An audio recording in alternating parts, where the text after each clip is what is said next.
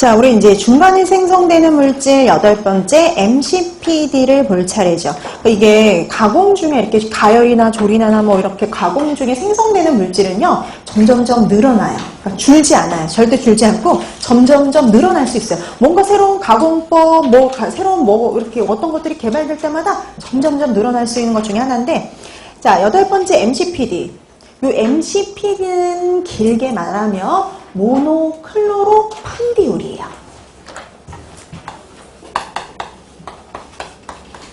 모노클로로판디올. 자, MCPD 같은 경우에는요, 바로 3분의 간장과 관련이 있어요. 그래서 3분의 간장 제조 시에 생성되는 발암성 의식물질, 이렇게 보시면 돼요.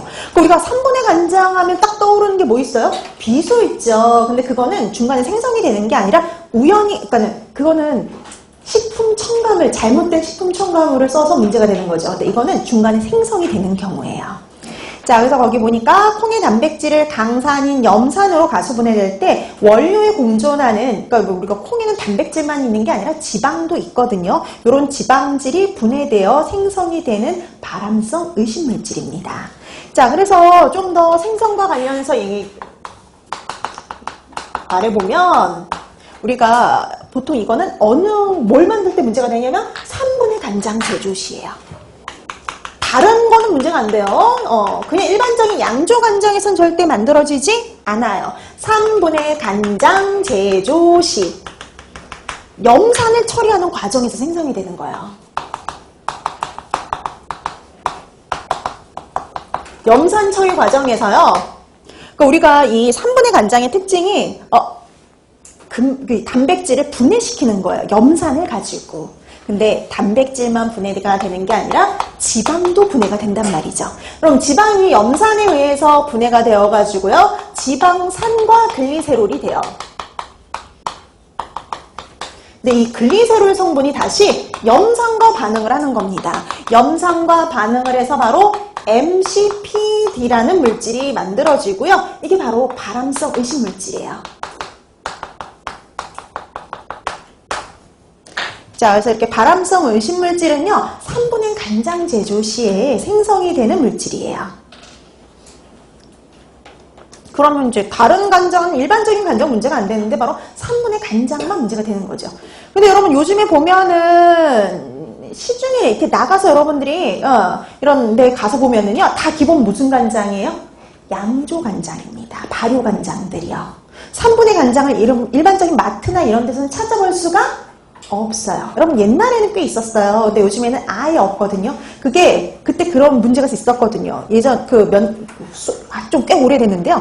3분의 간장에서 발암성 물질이 검출됐다고 난리가 난 적이 있어요. 그게 바로 MCPD였고요. 그 이후로는 우리가 일반적으로 판매하는 이런 마트나 슈퍼에서는 3분의 간장을 찾아볼 수가 없어요. 그럼 이거 아예 없어졌을까요? 아니요. 지금도 제조되고 있어요. 제조되고 있지만 그냥 일반 우리가 아니라 그 유통업체를 통해서 음식점이라든지 급식소라든지 이런 데로 다 판매가 되고 있습니다. 자, 그래서 우리나라에서도 3분의 간장, 그다음 혼합간장, 양조 간장하고 3분의 간장을 합친 간장, 섞은 간장이 혼합간장이거든요.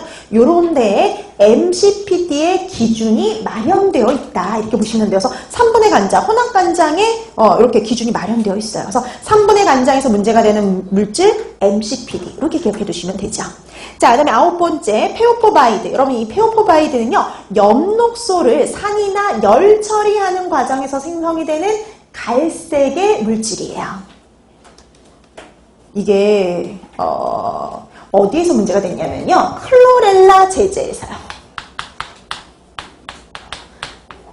우리나라는 아니고 일본에서 있었던 사건인데요. 이 클로렐라 제제를 먹은 사람에 의해서 이상 증상이 나타났는데 원인을 따져보니 페오포바이드였다는 거죠.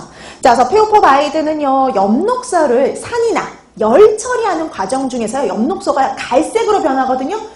그렇게 변하는 경우 생성되는 물질이 페오포바이드입니다. 다량 섭취하게 되면은요, 햇빛 과민증, 광과민증이 나타날 수 있어요. 여러분, 광과민증 하면 뭐냐면 우리가 햇빛에 노출되면 피부에 염증처럼 피부염이 나타나는 거, 그게 바로 광과민성 피부염이에요. 그러니까 멀쩡하다가 햇빛만 노출되면 그런 증상을 보이는 거죠. 자, 그래서 클로렐라 제제에서 문제가 될 수 있는 거 페오포바이드 이렇게 확인해 두시면 됩니다.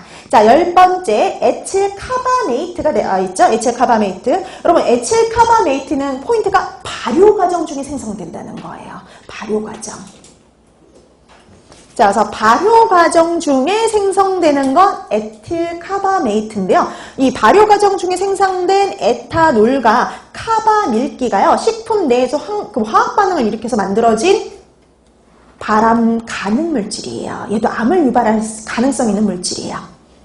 그래서 문제가 되는 게 우레탄, 시트룰린, 에탄올 이런 애들이에요. 그래서 우레탄과 시트룰린, 그 다음에 카바밀기 이런 애들이요, 에탄올과 반응해서 생성이 돼요.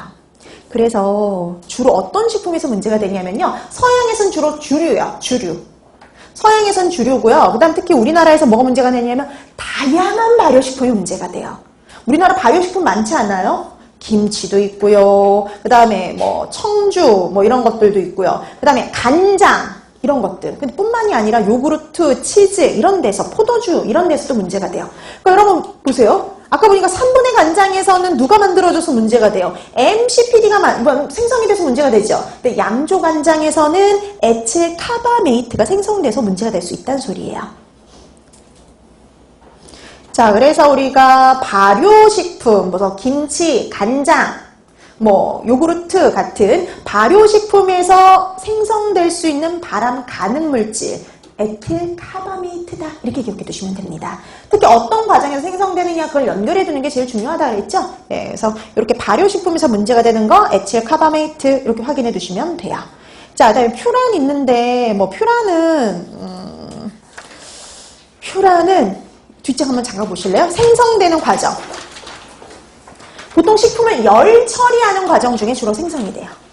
그러니까 탄수화물, 아미노산, 지방 다 상관없이 그냥 이런 식품들은 그냥 열 처리하는 과정 중에서 흔하게 생성이 되는 물질이에요. 발암 가능 물질.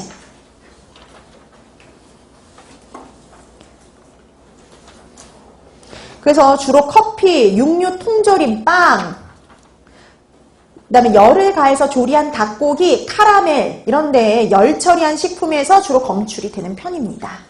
그냥 그 정도로 그냥 요거는 간단히. 자, 그래서 퓨로는 뭐 중요도가 좀